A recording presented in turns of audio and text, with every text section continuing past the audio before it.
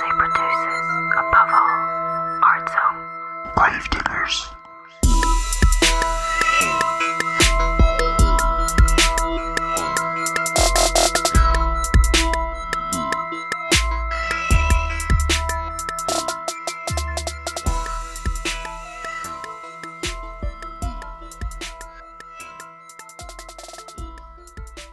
Hello, faithful friends.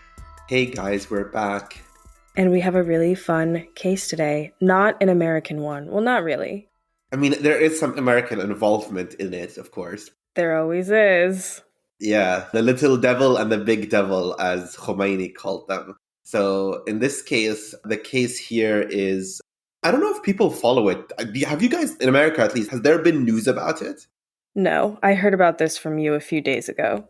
Oh, okay. Yeah, that makes sense because it's very much big news here in Canada.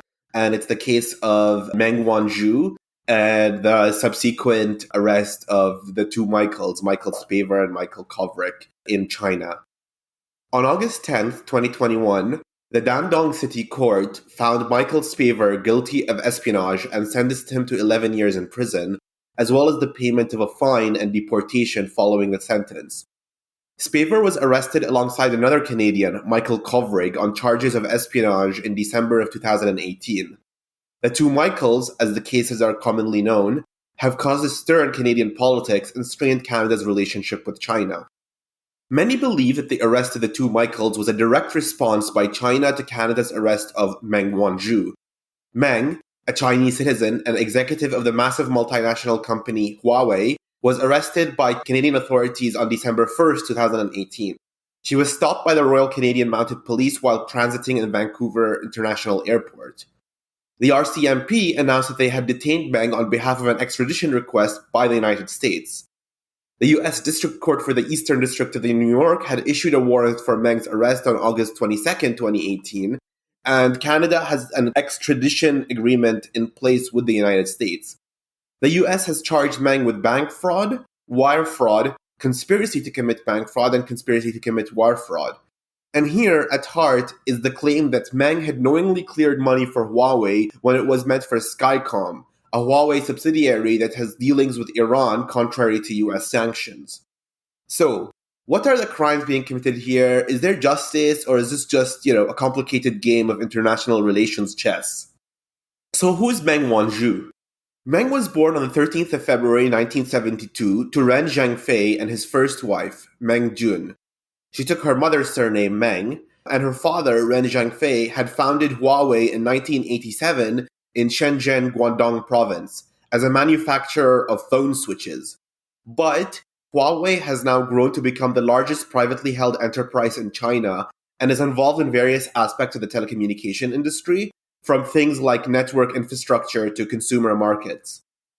It's strange because I know Huawei is a massive company, but I don't think I personally know anyone with a Huawei smartphone. I myself use an Apple iPhone, and I know a few people with Samsung phones, but nobody who uses a Huawei one.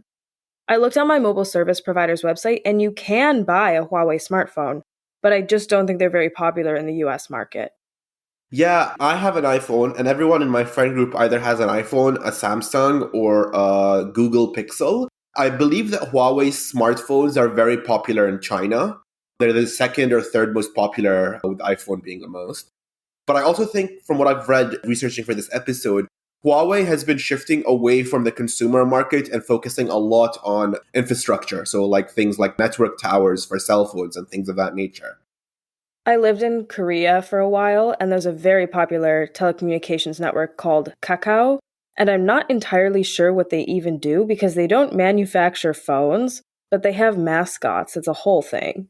That's weird. They just manufacture mascots. Okay, you think it's weird, and the first time you go to the Kakao Friends store, because they have stores dedicated to selling merchandise for these mascots, you're like, wow, why would anyone buy this crap? And then the second time you go, you're like, I need to buy this crap. It's subliminal messaging. It's mind control. It's Project Mark Ultra. It succeeded. I will post a photo of myself in my Kakao Friends themed pajamas on the Patreon page. I think It's funny that there's this shop that sells merchandise for a company that ostensibly doesn't manufacture anything on the consumer-facing market. All of these characters have backstories, by the way. Oh, yeah. I mean, you can't emotionally attach yourself to these plushies unless you know their families, their woes, their traumas. Indeed. So Meng graduated college in 1992, joining Huawei as her father's personal secretary. In 1997, Meng went to college to get a master's in accounting from the Huazhong University of Science and Technology. And she rejoined Huawei with the master's and rose through the ranks to become the chief financial officer, the CFO. And today, she's the CFO and deputy chairperson of Huawei. Corporations are hives of nepotism. They are little states with little kings.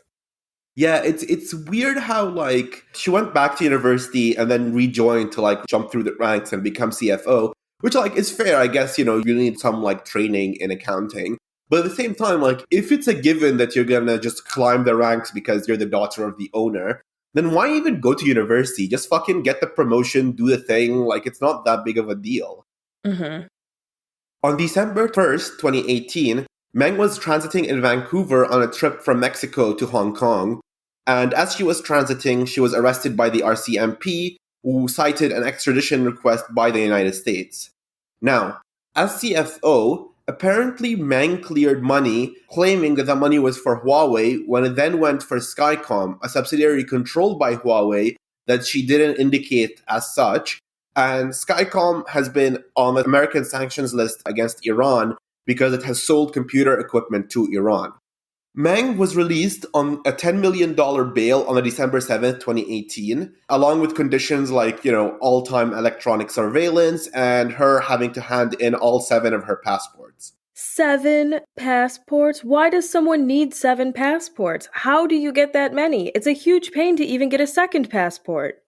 Yeah, apparently, I guess if you're rich enough, having multiple passports is a given. Like, I know when they raided Jeffrey Epstein's apartment, he had a Saudi Arabian passport for some reason. What? Which I guess makes sense because it's the only country in the world that shares his view on women. Oh my. But yeah, I feel like from what I read, like from what I understand, like rich people, they have multiple passports just to like go to different areas visa-free and conduct transactions and things like that, I guess. 7? I mean, yeah, 7 is a bit overkill. I would be content with like 2. But apparently a couple of her passports were also like diplomatic passports issued by China so that she could get like, I guess, she can go through the diplomatic line at airports and things of that nature. Okay, that is interesting. Yeah. So Canada ended up proceeding with formal extradition process on March 1st, 2019. Meng currently lives in Vancouver on bail in a multi-million-dollar mansion while the hearing process continues for extradition. And her defense is focused on the idea that the US crimes that she's being charged with don't constitute double criminality, which is to say that the crimes that America is accusing her of don't exist as crimes in Canada, insofar as Canada doesn't have financial sanctions on Iran, and therefore what she did was legal by Canadian law. Meng's team had sued the Canadian federal government, the RCMP, and the Canadian Border Services Agency, claiming that Meng was detained, searched, and interrogated for a few hours before she was informed that she was under arrest, which violates her constitutional rights. And that's something I want to get back to later as well. Mm-hmm. So in the meantime, let's discuss the Michael and the Michael, the 2 Michaels, Michael squared. Michael Spavor was born in Calgary, Alberta, and got a degree from the University of Calgary in International Relations with a focus on East Asia. And he studied in Kangwon National University in South Korea for a while as well, and apparently speaks fluent Korean, including the North Korean dialect as well as French. From 2010 to 2013, he worked for something called the Pyongyang Project, which is a Canadian nonprofit organization that organizes cultural exchanges with North Korea, and apparently also awards scholarship to North Korean students. In 2013, working for this Pyongyang project, Michael Spavor arranged for Dennis Rodman, the basketball star, to visit the DPRK and meet with Kim Jong-un. And he went alongside Rodman, and apparently from what I've read, Michael Spavor is actually pretty close to Kim Jong-un. Basketball is pretty big in the DPRK, and I guess they have a slightly different set of rules. Look them up. They have rules like if you get the ball through the net without touching the rim at all, you get an extra point added on. And I think you lose a point if you miss a free throw. That's good. That's really good rules. I think we should take those rules because I think it's much harder to hit a shot that goes in without hitting the rim, like a clean shot like that. So it deserves an extra point. This is something I probably saw on Reddit, but it's out there. Yeah, I mean, I know Kim Jong-un in particular is a big fan of the NBA. Also, he's now good friends with Dennis Rodman, which is hilarious to me. There's also on Michael Spavor's Instagram, there are pictures of him having drinks with Kim Jong-un on Kim Jong-un's yacht, which I think is great. In 2015, Michael Spavor leaves Pyongyang project to found his own organization called the Pike 2 Cultural Exchange, which is, similar to the Pyongyang project in its general goals and aims. It's based in the Chinese city of Dandong on the border with the DPRK, and apparently it promotes investment into the DPRK by foreign investors. From what I've read about Michael Spavor, his work and intentions seem to be centered on normalizing relations between the DPRK and other countries and communities. Apparently, he was reluctant to comment on politics, but I feel reasonably certain we could say that Michael Spavor does not want the DPRK to be a pariah state. He visited many times and lived and taught there for a period. Which I actually think is admirable if you think about it. I mean, I feel like it sucks that he doesn't want to comment about politics because the exclusion of the DPRK from the international world is very much a political issue, first and foremost. But I think it's admirable that he's willing to put this work in trying to open up the DPRK, not by trying to change the DPRK, but by trying to change other people's perspectives of the DPRK. Yeah. So the other Michael in this story is Michael Kovrig. He graduated from U of T in 1994, my alma mater. According to Wikipedia, Kovrig was the lead singer of a Hungarian punk rock band called Bankrupt from 96 to 99. And I guess they're a pretty big band over there, so cool. Yeah, that's rad, I guess. I didn't even know Hungarian music scene had punk rock, but respect, I guess. Kovrig graduated from Columbia with a master's in international relations in 2003, and he's apparently fluent in Mandarin Chinese. He worked at the UN Development Program in New York City and Kabul, which, by the way, thoughts with Kabul right now. I think the entire Afghan government fell to the Taliban this morning. From 2010 to 2016, he worked at the Canadian Ministry of Foreign Affairs and was stationed in Hong Kong.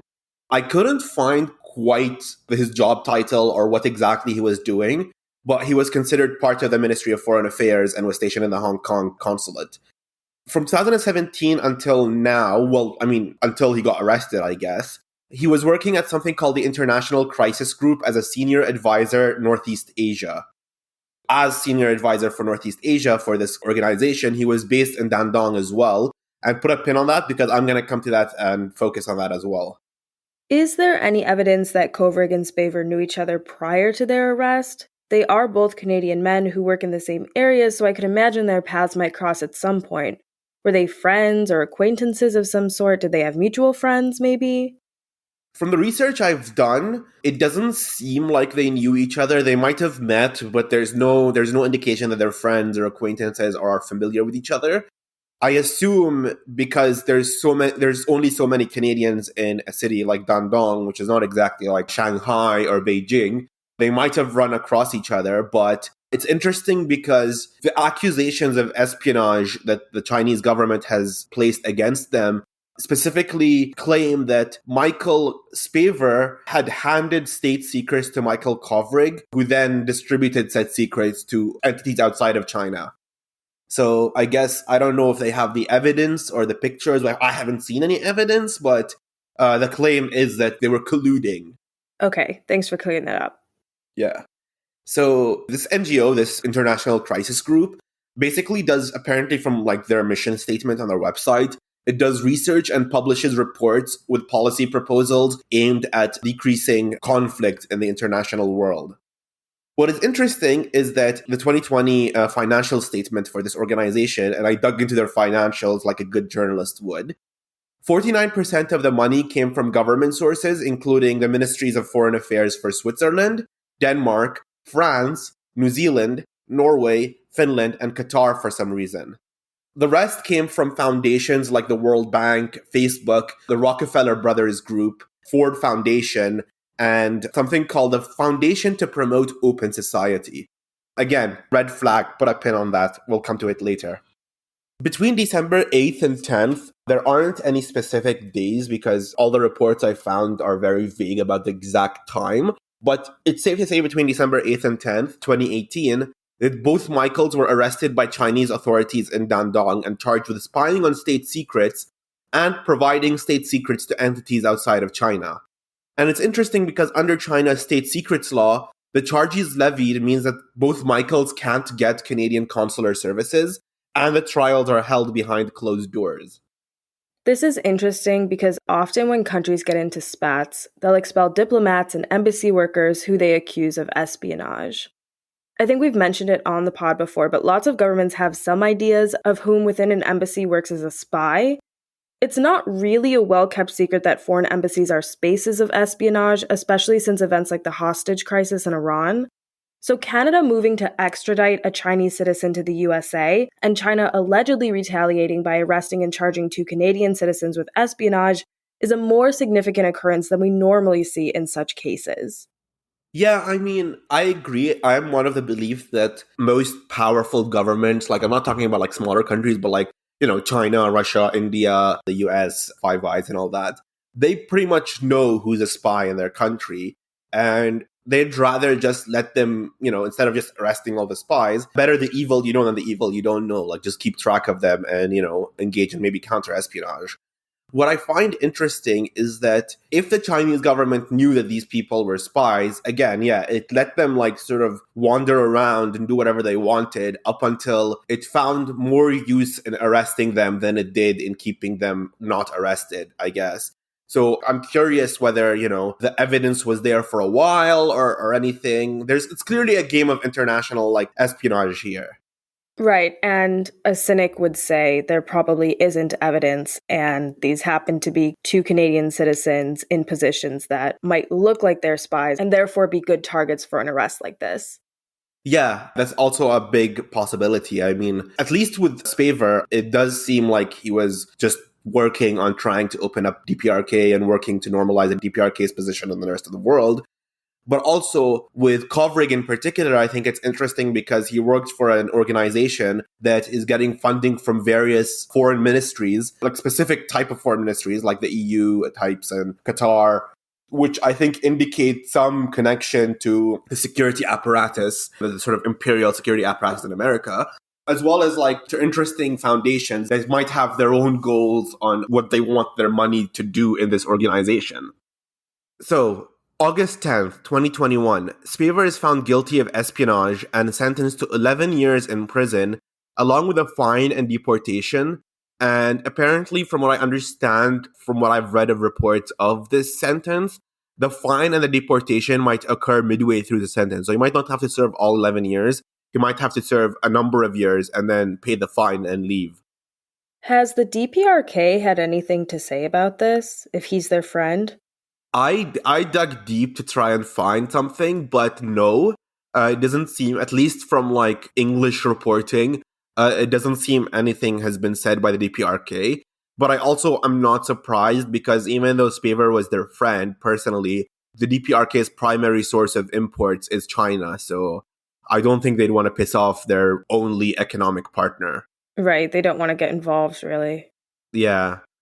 And on August 11th, 2021, the next day, Kovrig was also found guilty and was sentenced the same as above as Spavor. So there's a bunch of things I want to talk about with this case, which is why I chose it for today's episode. Things that I think are interesting from a legal perspective and from a sort of judicial perspective and international relations. The first thing I want to point out is that this whole situation started with claims that sanctions on Iran were violated. And that's because the US not only has primary sanctions on Iran, but secondary sanctions, which is what's really suffocating the country.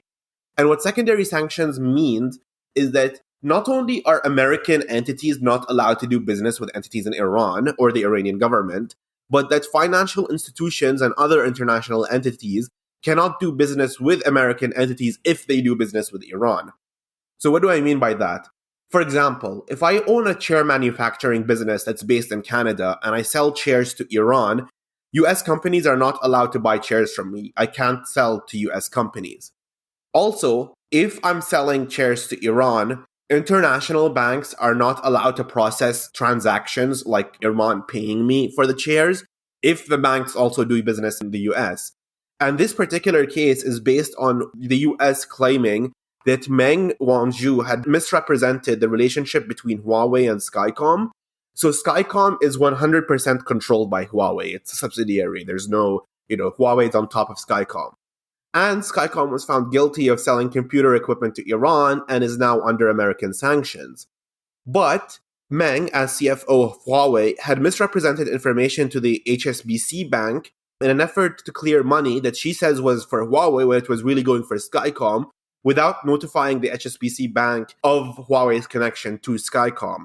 And because it risked HSBC bank, violating sanctions, the US government is charging Meng with bank fraud and wire fraud. The other issue here is double criminality.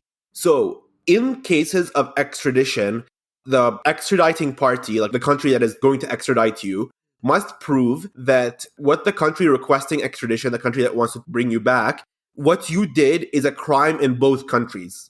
They can't extradite you for a crime that's only a crime in the country that is requesting the extradition. But on the 27th of May 2020, Justice Heather Holmes, who's overseeing this extradition request tribunal, ruled that double criminality applies in the case of Meng Wanzhou, and thus the extradition process can continue because the Crown alleged that Meng stands charged with wire fraud, bank fraud, and conspiracy to commit both. And the fact that Canada doesn't have financial sanctions on Iran doesn't preclude the fact that Meng committed wire fraud in the general sense. She misrepresented some relationship between her companies to a bank, and therefore that constitutes wire fraud and bank fraud. And those are crimes in Canada. Of course, the defense's response to that is the crime that Meng is accused with isn't general wire fraud, but specifically revolves around violating sanctions on Iran, and that the extradition request by the United States is not so much an interest in justice or legal processes as much as sanction enforcement that is disguised as a criminal prosecution, and that Canada's sanctions on Iran were not violated. So this brings me to what I think is the most interesting part, which is the violation of Meng Wanzhou's rights. The defense claims that there was collusion between the RCMP and the FBI to share information found on devices taken from Meng following her arrest, sharing the information with the FBI. The defense also claims collusion between the Canadian Border Service Agency and the RCMP in Meng's arrest, in which the CBSA overstepped their legal mandate by searching Meng's possession and questioning her before her arrest to collect evidence for the RCMP. I don't know about Canada, but generally in the USA, law enforcement needs a warrant to search your phone. There are exceptions to this rule, however. One of these is if you consent. So if you're ever arrested and law enforcement says something along the lines of, "What's the passcode to your phone?" you don't give it to them. If you don't want them looking through your phone, do not give it to them.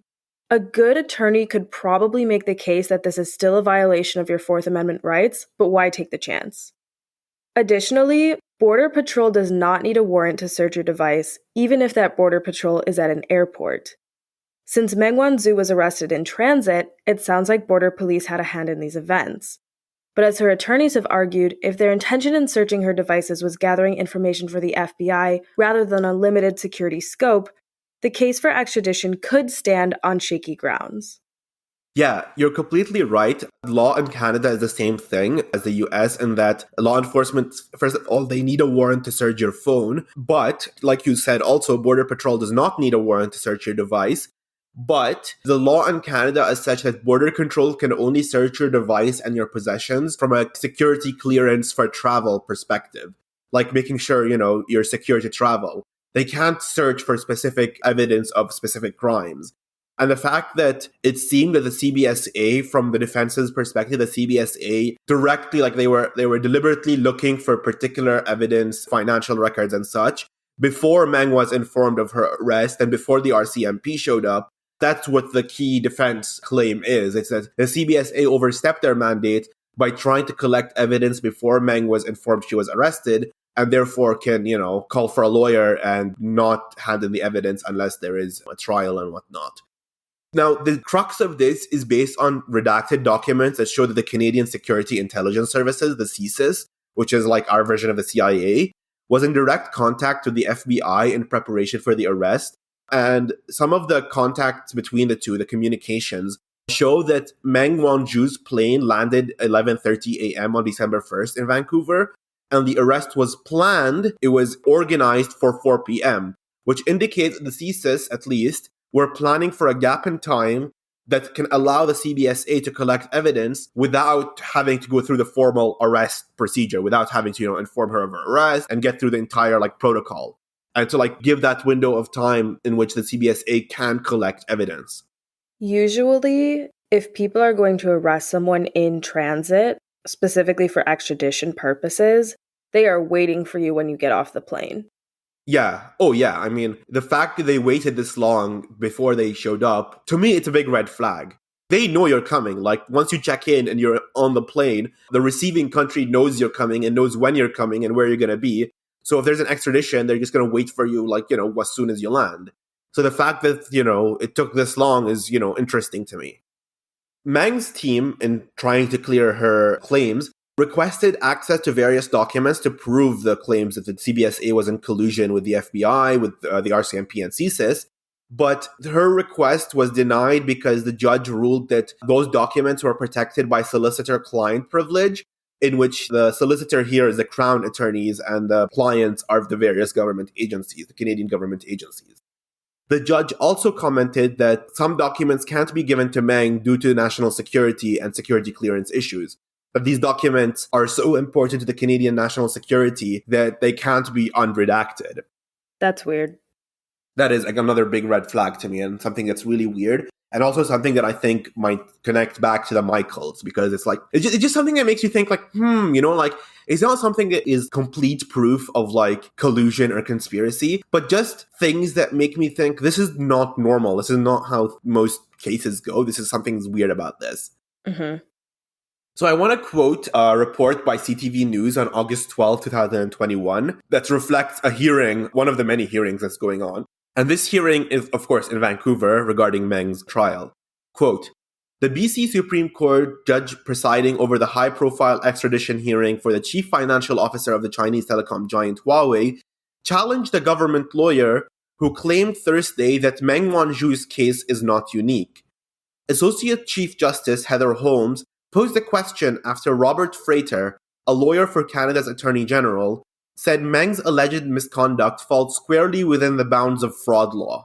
Quote, isn't it unusual that one would see a fraud case with no actual harm many years later, and one in which the alleged victim, a large institution, appears to have numerous people within the institution who had all the facts that are now said to have been misrepresented? End quote, Holmes asked. This is the report that I think really nails it. I think we should clarify that she says the alleged victim, a large institution, that's HSBC. Yes. It's interesting to me that Meng Wanzhou herself has been criminally charged. In lots of cases involving breaches of sanctions or things like environmental laws, corporations are fined and maybe publicly shamed. I'd argue the choice to prosecute a high-level individual in a company versus fine the company and make efforts to exclude it from certain future business is always a political one. Oh, absolutely. I mean, I think sanctions in general are a political choice. I mean, of course they are. Just stating the obvious here. But the idea of sanctions very much is, especially if the sanctions are being done by the US, because, the Bretton Woods system and post-World War II order meant that the US dollar became the reserve currency in a lot of the parts of the world, most of the world, really. So being cut off from financial services, the international financial networks, is very difficult, even when a company wants to sell you chairs or medicine or whatnot. It has to go through all these hoops in order to clear the finances and to get a shipping company that feels comfortable sending shipping into Iran. It's just very, very morally questionable, to say the least. And also, yes, I wanted to reiterate, thanks for clarifying, Aaron, the alleged victim in that report is HSBC, which is to say that they're considered victims by the US, and that the US government is charging Meng with misleading the HSBC bank.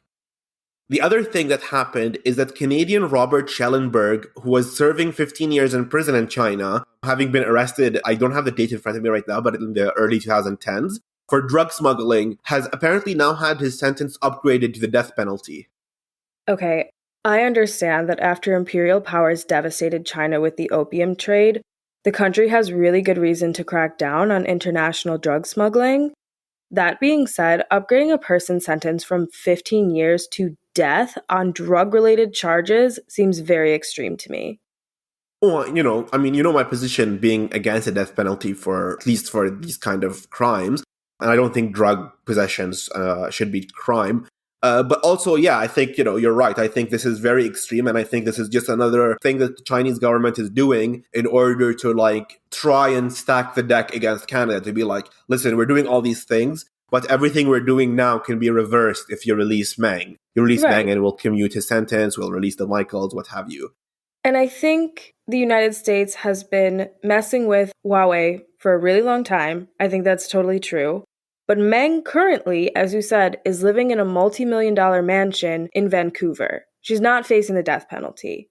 I think this is all political BS, but it's just worth pointing out.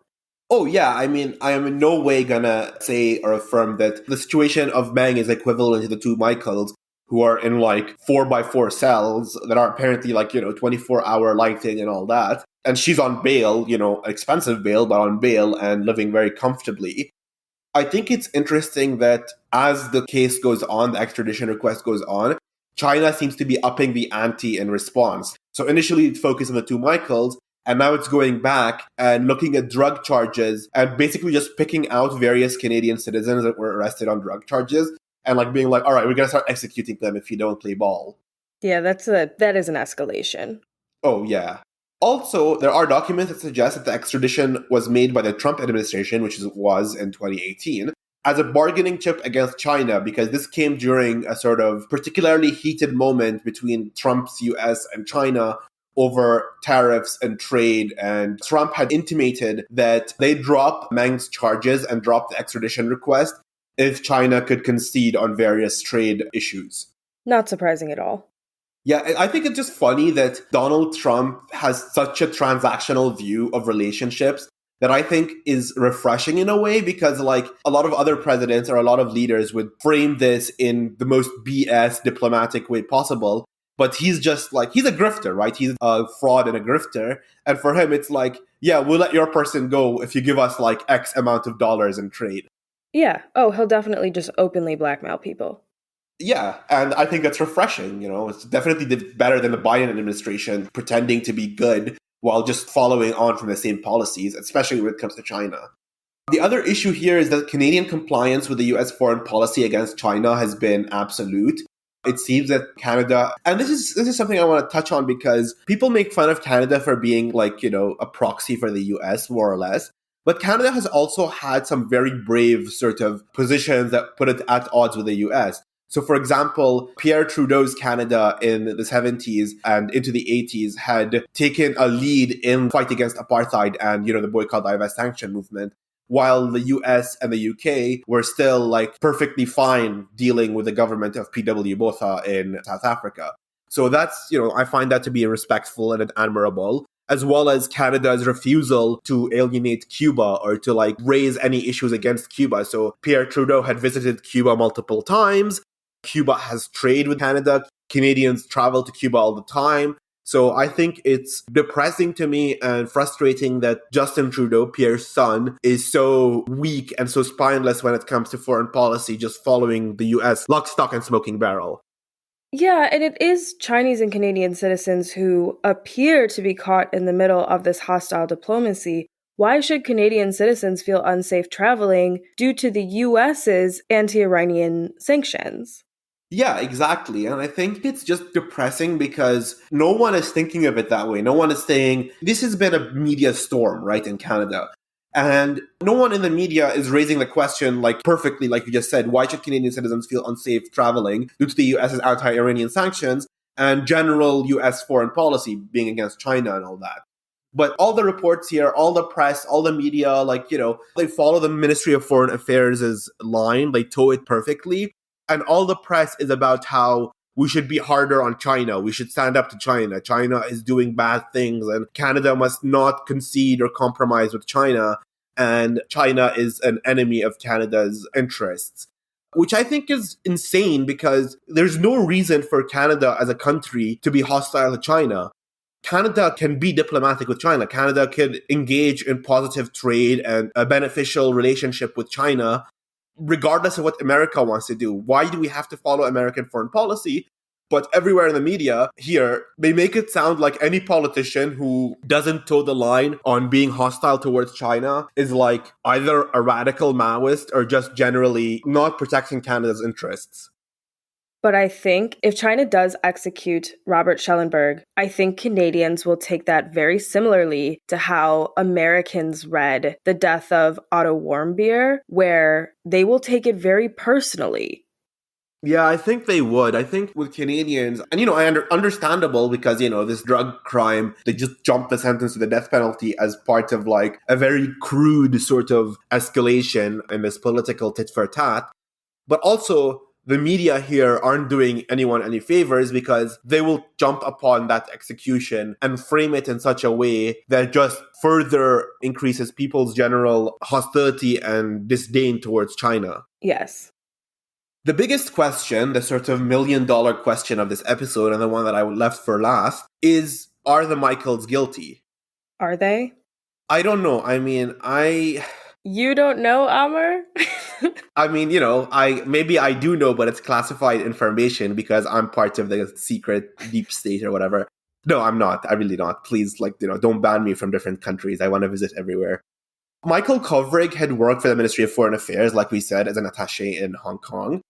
As we've done in previous episodes, including our episode on the overthrow of Mohammed Mossadegh by the CIA, working as an attaché or some sort of diplomat in an embassy or consulate can often be used as a cover by more covert organizations like intelligence agencies or security apparatus of the country.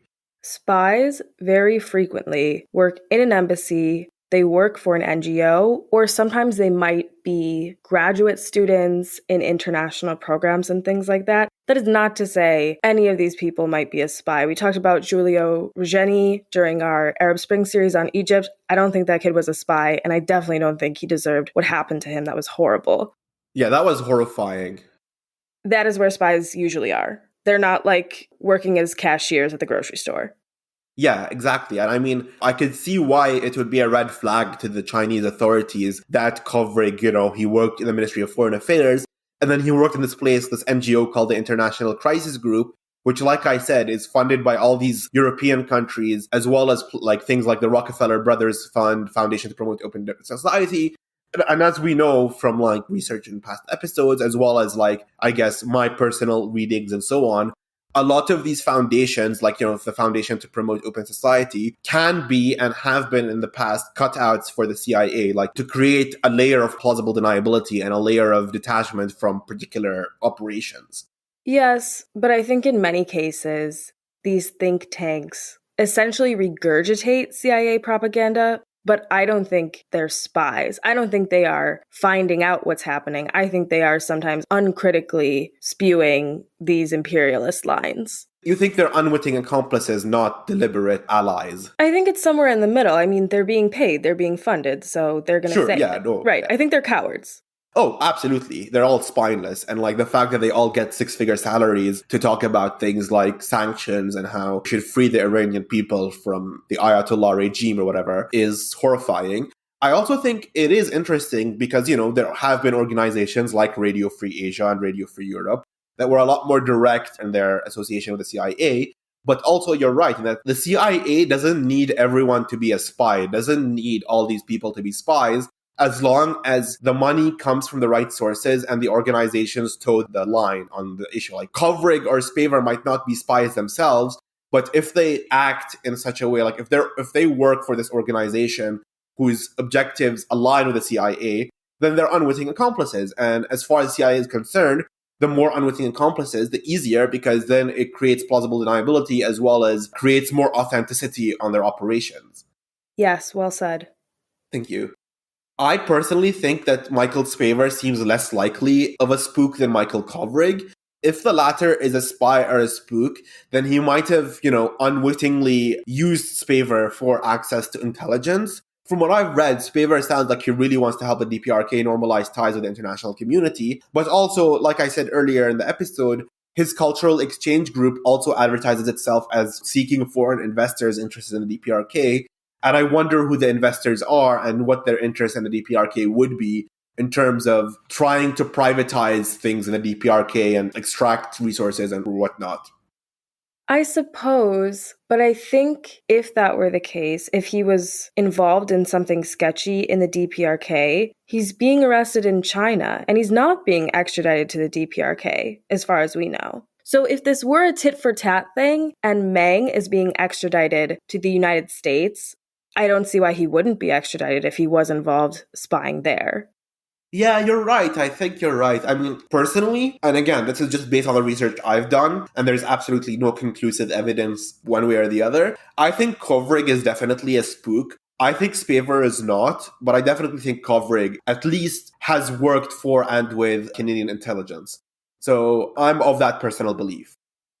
I do think the timing of the announcements are often interesting because they coincide with big developments in the Meng case. So, for example, Meng had a hearing planned on August 12th, of which we quoted the report, and China came out and announced the guilty verdicts and the sentences on August 10th and 11th, just before her hearing, which I think is just another crude way of signaling their escalation and their discontent. This is all a very strange case. Yeah, it's still developing. I think, there's more to it. This is definitely not the end. Of course, first we'll see how Meng's trial goes and whether her extradition process will continue or whether she'll succeed in freeing herself and going back to China. I do think there's also more to be said with the Michaels. I don't know if this is the end. I think there's something there as well. And if things develop enough and for a long period of time, we might revisit this case for a future episode. This Robert Schellenberg guy is the one facing the death penalty. I mean, he's got the most at stake. Oh, yeah. I bet right now, if I was Schellenberg, I'd just be begging the Canadian government to release Meng Wanzhou. I wonder if Meng will pull a Carlos Ghosn and escape. That would be funny. That would be funny if she did that. I think that would be hilarious. But also, I think there's a lot at stake here, But also, this case, another reason I picked this case is because this is just another reflection of the new world power game, the new Cold War, the new powers in conflict in which the US is trying to rally various countries against China, various allies against China. And that involves things like the extradition request, but also things like apparently the US is now demanding that all of its allies not allow Huawei to install 5G towers. So different countries like the UK, Canada have previously had contracts with Huawei to install these cell towers that are supposed to provide 5G cell networks. And apparently the US has been putting pressure to cancel those contracts in favor of American companies because they say that the Chinese are going to use those cell networks to hack into people's phones or whatever. Oh, if you go to the controversies section on the Huawei Wikipedia page, it's as long as my arm. Oh, yeah. And Aaron's arm is very long. I'm kidding. You can say I have long arms. I don't think that's an insult. Your arms are perfectly proportional to the rest of you. Don't. Thank you. That might be the nicest thing you've ever said about me. Oh, thank you. So, if you like our content, you can find us on patreon.com/DasCriminal. We do not get foreign government or think tank funding. It's all funded by you guys. So it's all individuals and it's all small donors. We will have a new full-length bonus episode shortly on a absolutely bonkers case that we think you guys will enjoy. We're also going to do some more mini episodes on current events. We know there's a lot to discuss at the moment. We try not to just say things without reading, obviously. So we're collecting our sources. You can find us on Instagram at DasCriminalPod, and you can rate, review, and subscribe on your preferred podcast provider to drive us up in the algorithm. Yeah, until next time, everyone. Bye. Bye.